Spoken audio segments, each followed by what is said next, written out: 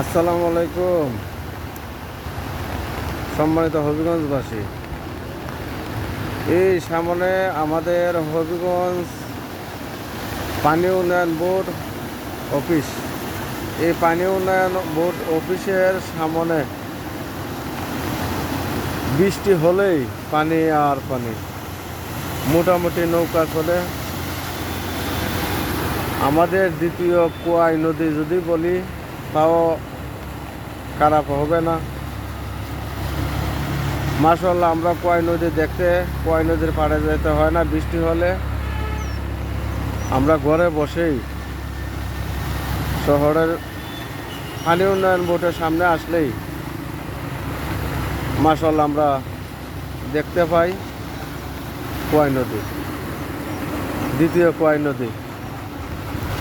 তো আমাদের ভাগ্য কতটুকু ভালো দেখেন। এই যদি হয় পানি উন্নয়ন বোর্ডের অফিসের সামনে অবস্থা, তো বাকি যে শহরে বিভিন্ন স্থান আছে ওইগুলার কি অবস্থা সেটা আপনারাই বলেন, নিজের চোখে দেখেন আপনারা কি অবস্থা। আসসালামু আলাইকুম, সবাই ভালো থাকেন, সুস্থ থাকেন।